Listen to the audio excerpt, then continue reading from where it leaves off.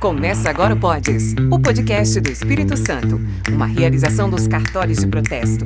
Aqui conversamos com lideranças, empresários e empreendedores e profissionais que contribuem para o desenvolvimento empresarial do nosso estado.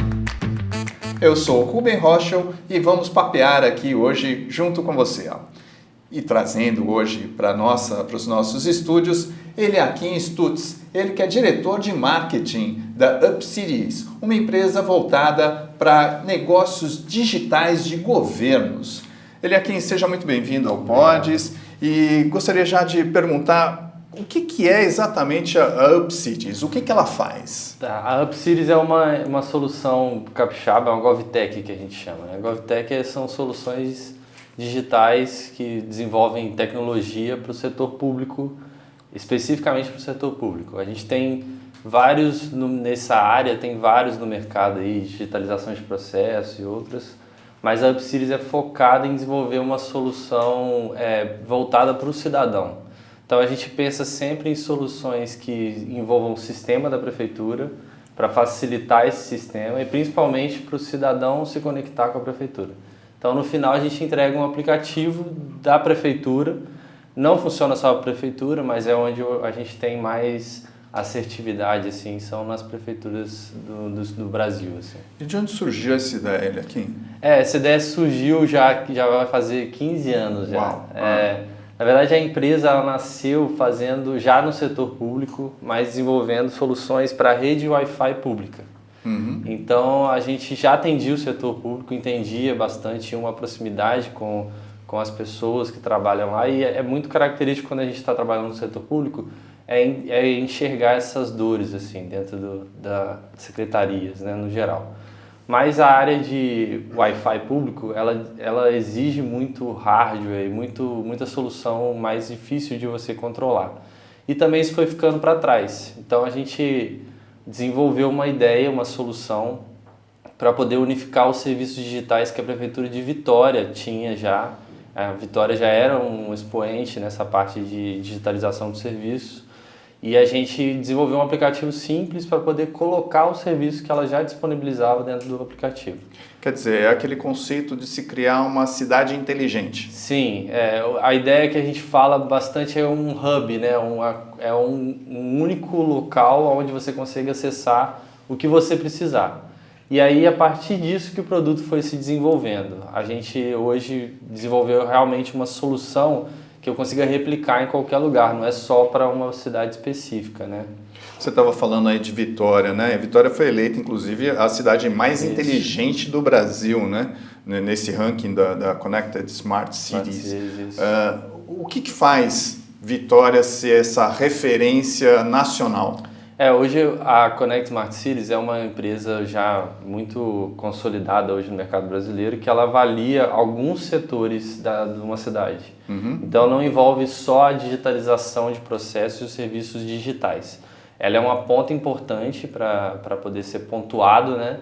Mas eles avaliam mobilidade, serviços disponíveis para o cidadão, segurança também é avaliado.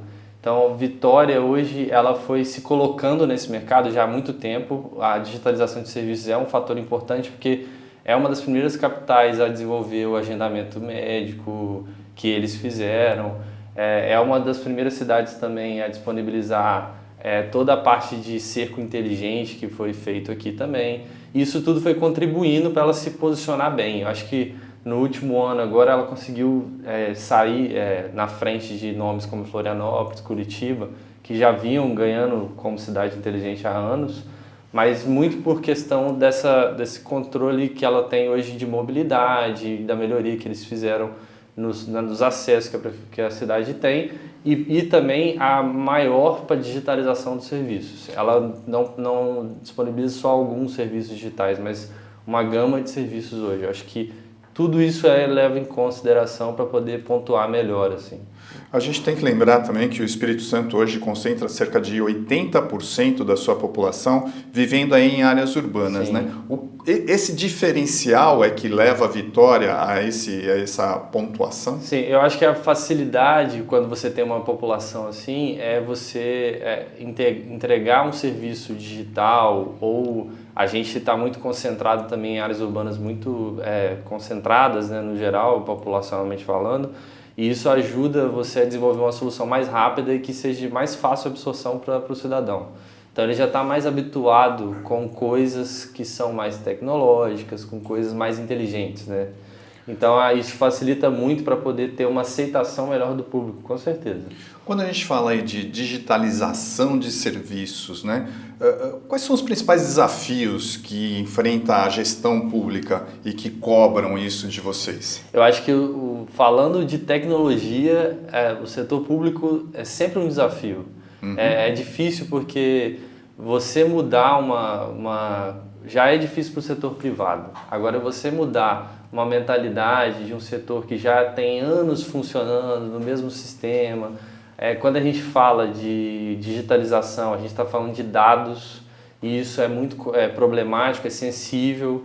Então a prefeitura tem que estar preparada para isso. Acho que as secretarias de tecnologia das prefeituras começaram a ter uma importância muito maior. Não é só prestar um serviço para um computador, mas realmente entender como inteligência.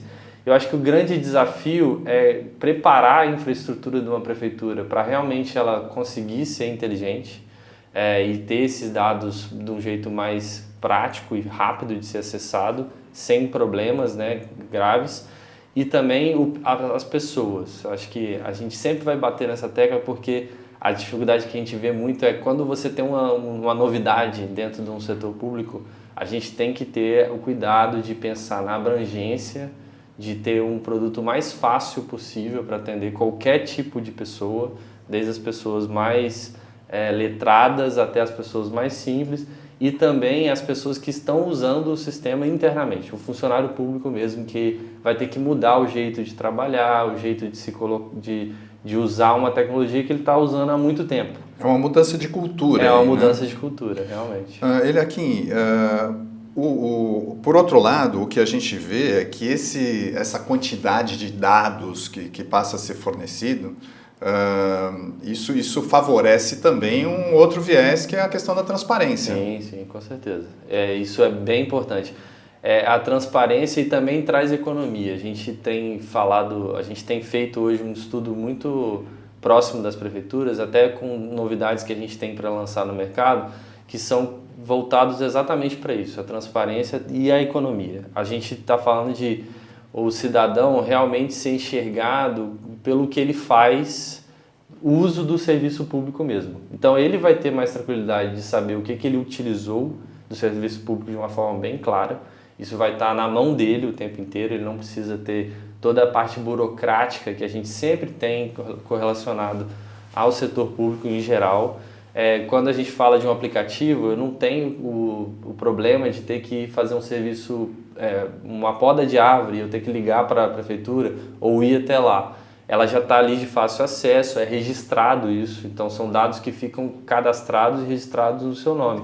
Isso quer dizer mais transparência, e para a prefeitura, do outro lado, né, ela consegue ter uma previsibilidade maior do gasto que ela vai ter. Isso gera mais economia, ela consegue diminuir filas, diminuir custos de médico e outras coisas que cada centavo vale a pena. Se a gente for pensar numa cidade, isso gera milhões de reais de economia. Eu ia perguntar exatamente isso. Quais os principais serviços aí que podem ser fornecidos para a população? A gente trabalha pensando sempre para colocar todos os serviços que tenham na ponta o cidadão, ele esteja no aplicativo. Como que a gente faz isso? A gente tem alguns sistemas que são próprios, que eles servem também para secretarias gerenciar aquilo. Então a gente tem o agendamento de saúde, por exemplo, o agendamento de saúde de Vila Velha e de Cariacica utilizam o nosso sistema.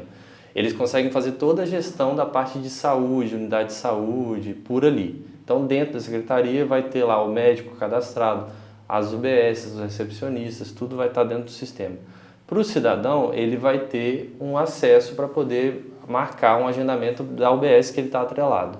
Então ele vai ter vínculo, ele vai ter dependente, ele pode fazer teleaudiência, mas isso a gente explora para qualquer serviço, porque mesmo no serviço que a gente não tem um sistema de gestão próprio, a gente trabalha para fazer um aplicativo atrelado aos sistemas que a prefeitura já tem.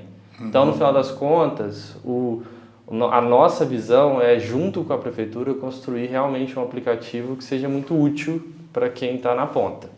Consequência disso, redução de filas, Exato. Menos burocracia. A gente teve alguns casos já, a Prefeitura de Vitória, ela foi muito premiada, já tem sido premiada há muito tempo, por digitalizar os serviços médicos já há muito tempo. A gente fez parte disso lá atrás, mas isso diminuiu, acabou com as filas. A gente teve um caso recente agora em Cariacica, que a gente disponibilizou o nosso serviço de saúde para a cidade, para agendamento médico, e questão de meses a fila que era notícia na televisão, ela acabou totalmente.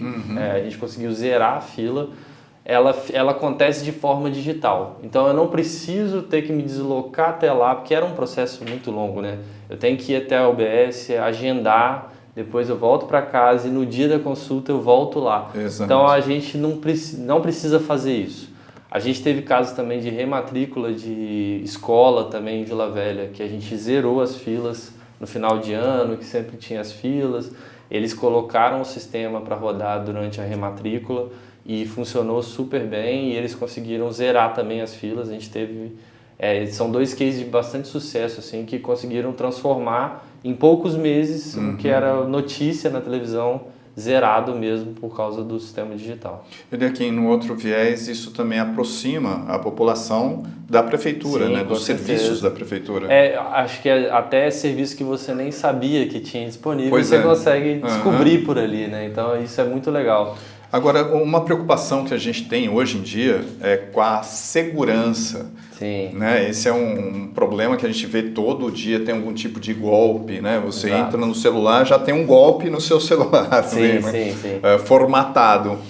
Que tipo de garantia é possível dar para quem utiliza esse tipo de serviço? Então, todo o sistema, a gente criou o que a gente chama lá de conta única. Então, toda vez que você vai usar um sistema, você tem um login e uma senha. Esse login e senha é seu. E a vantagem que a gente tem trabalhando no serviço público do jeito que a gente trabalha, ele é um sistema fechado.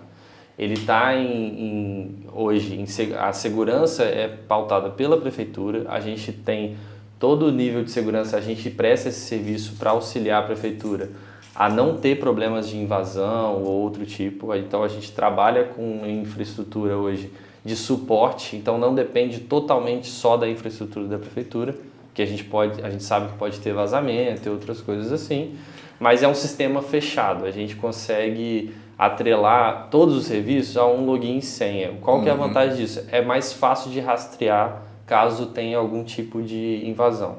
Lembrando que o Brasil aí é um dos 10 países que mais sofrem ataques cibernéticos. Exatamente, e a gente já passou por algumas tentativas já, mas pela infraestrutura que a gente montou e o formato que a gente presta de serviço para a prefeitura, a gente consegue garantir uma segurança bem fechada para os dados mais sensíveis ficam totalmente seguros nos bancos de dados da prefeitura, para poder não ter nenhum tipo de acesso irrestrito, que a gente não queira que aconteça, né, no final das contas. Outra questão aí, eu tenho, por exemplo, minha mãe tem 83 anos e ela tem aversão a qualquer tipo de avanço tecnológico, né? Sim. Como promover essa inclusão digital? Esse é um grande desafio quando a gente fala de setor público.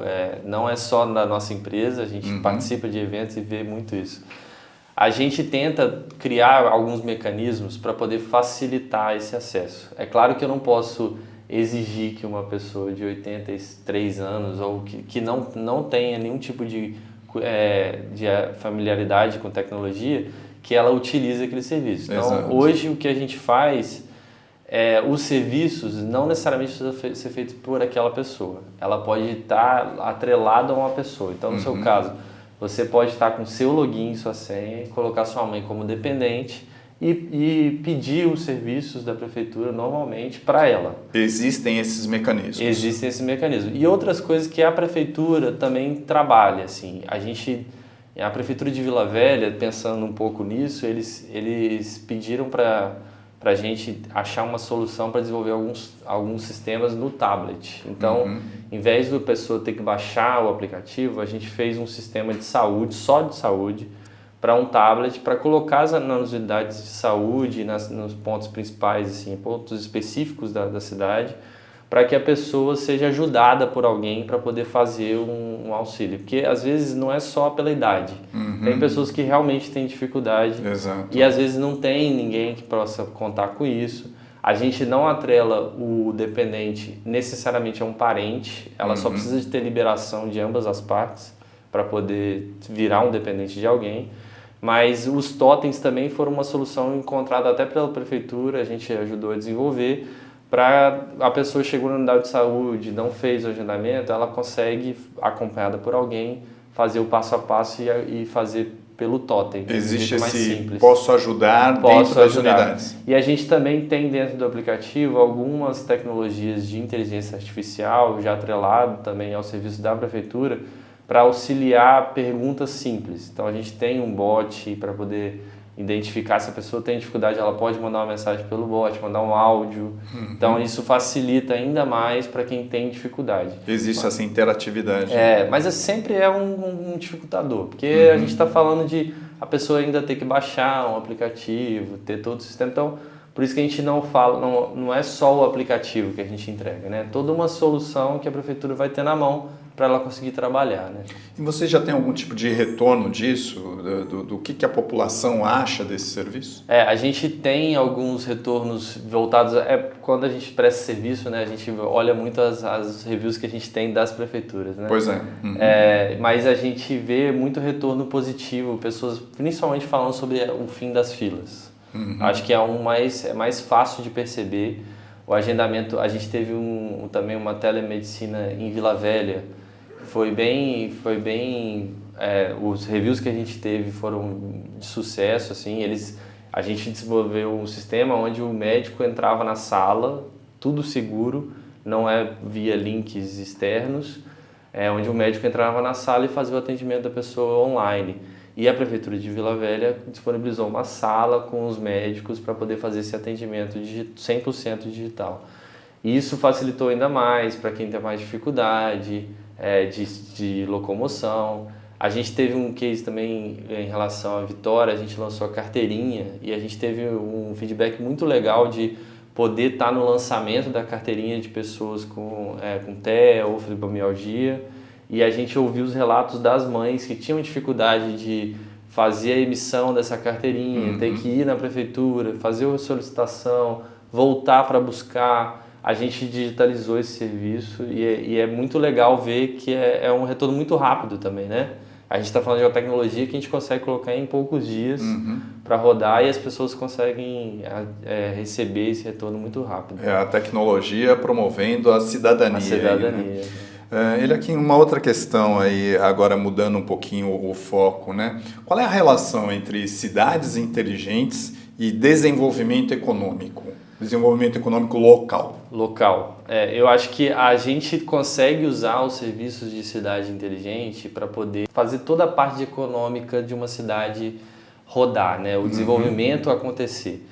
Porque a gente gosta de pensar muito que a tecnologia ela é um meio, ela não é a solução em si, a gente tem que achar um formato para facilitar o que vai ser feito. Então, a gente já existem nas prefeituras, nas secretarias, vários programas de desenvolvimento econômico disponíveis para serem utilizados por empreendedores, por empresas privadas grandes que querem conectar com pessoas, com ideias para poder aumentar o desenvolvimento. A gente estava pensando também na parte de zona rural, falando sobre o desenvolvimento dessas áreas, como que a gente pode fazer isso. Os programas já existem e a gente consegue, trazendo tanto a parte de economia que a gente estava falando, investir ainda mais nesses programas e transformar esses programas que existem em soluções mais fáceis, de mais fácil acesso. Porque a gente tem, às vezes, uma dificuldade muito grande da pessoa encontrar onde ela pode pôr uma ideia e exercer um papel interessante na sociedade, e a gente consegue usar o conceito de cidade inteligente para conectar essas duas partes. Né? Você falou em grandes empresas. Grandes empresas talvez sejam uma coisa mais necessária até. Sim. Agora, e se a gente pensar em micro e pequenas empresas, existem soluções específicas para eles também? Existem algumas soluções que a gente vê hoje no Brasil. Aqui hoje na UpCities, a gente tem desenvolvido já algumas ideias voltado para o microempreendedor. Acho que uma das grandes dificuldades, a gente está tentando, fazendo uma aproximação agora com o Sebrae, porque o Sebrae hoje é um especialista nisso, principalmente em ajudar e auxiliar os microempreendedores. E a gente está tentando encontrar soluções para facilitar exatamente esses programas que o próprio Sebrae já exerce de capacitação, de ajuda, que é atrelado à prefeitura. E a gente tem feito um serviço para poder se aproximar com o Sebrae, que o Sebrae já tem alguns produtos e algumas iniciativas voltadas para microempreendedor, e aí a gente conseguindo identificar essas soluções que eles já prestam, a gente consegue trazer a tecnologia para poder desenvolver ainda mais essa solução.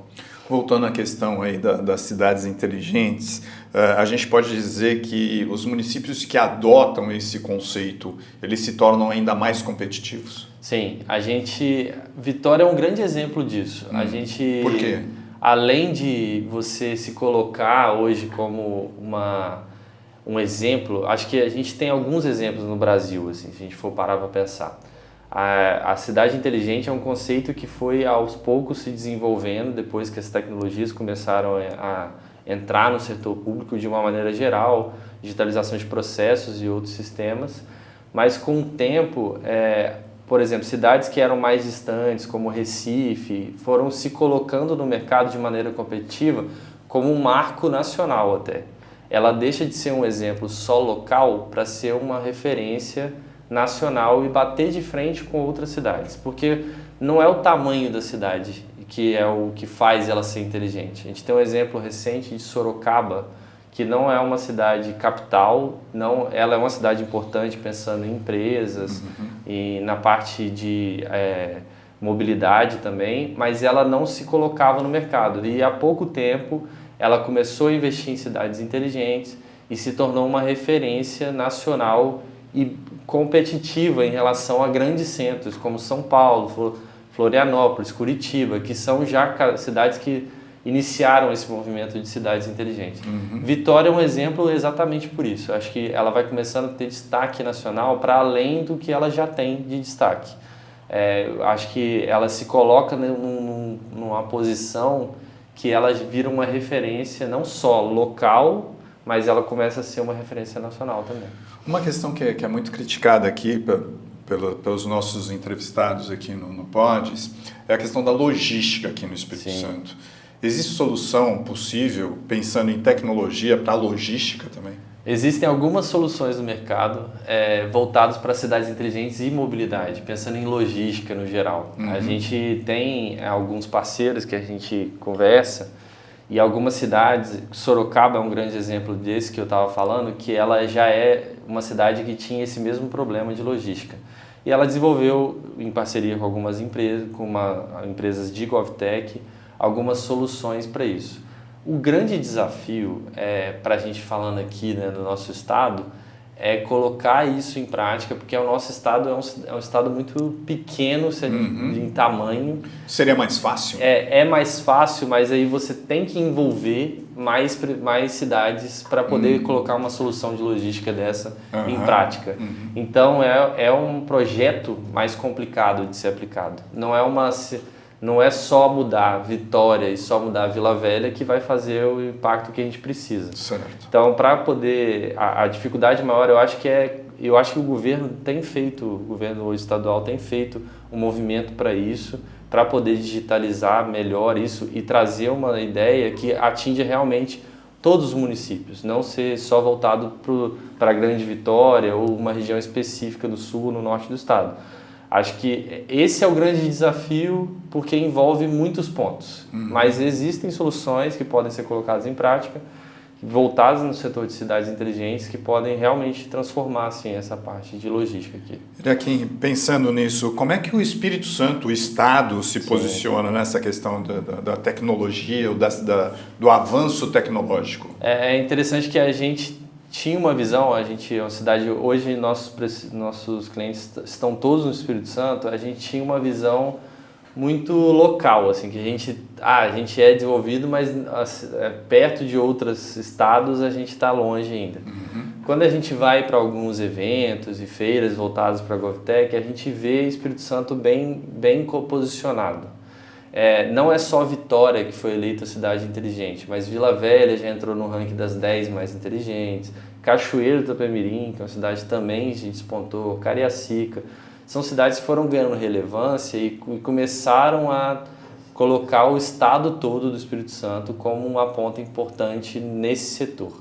A gente consegue hoje, a gente não está falando aí dos estados do Sul, são estados muito mais relevantes nessa parte, fizeram um desenvolvimento muito mais forte.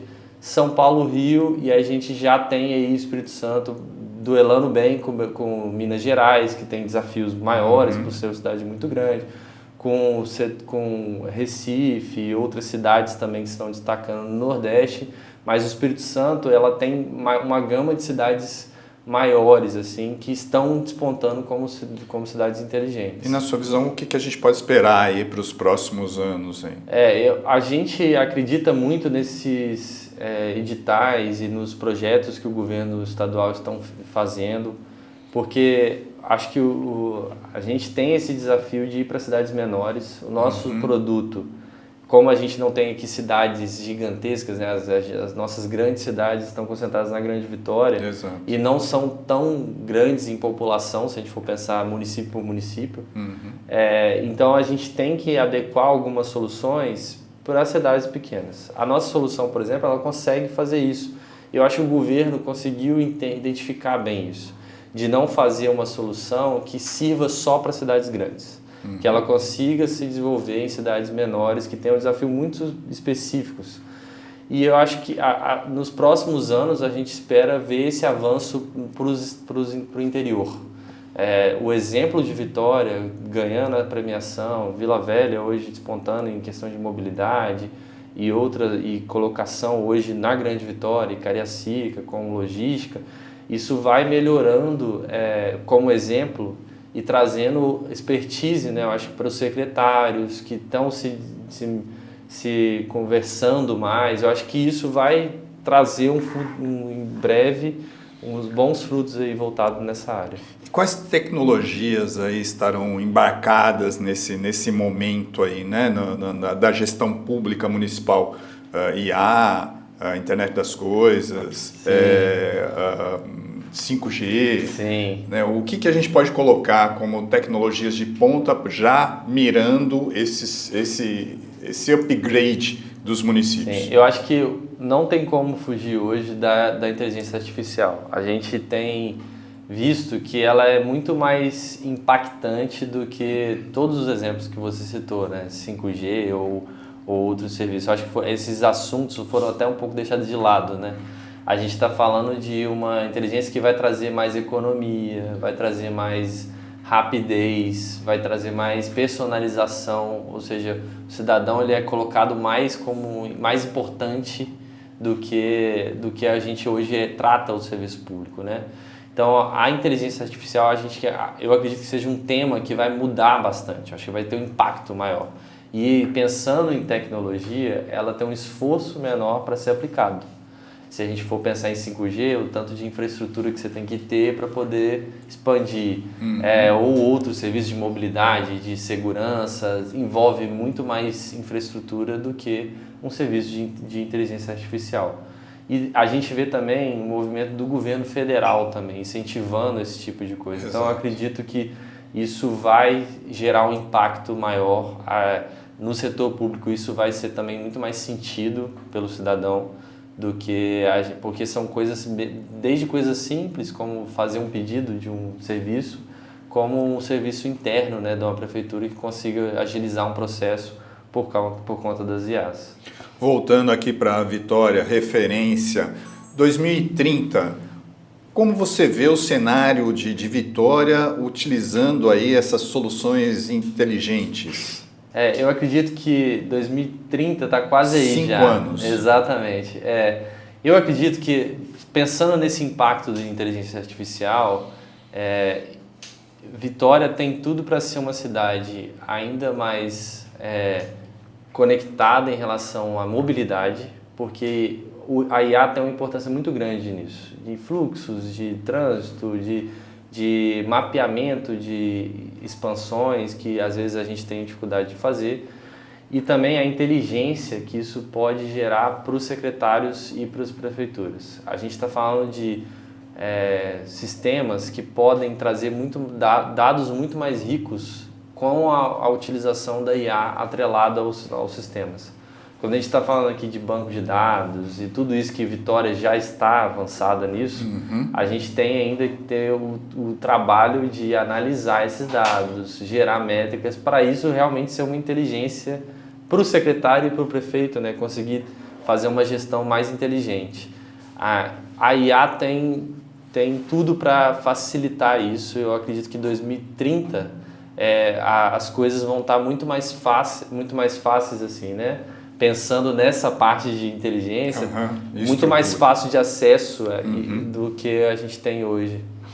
Aqui, como diretor de marketing aí da UpCities, qual é a principal mensagem que você busca transmitir aí para os governos e para os cidadãos? Eu acho que o governo precisa investir em tecnologia. O serviço público, às vezes, é muito colocado de lado.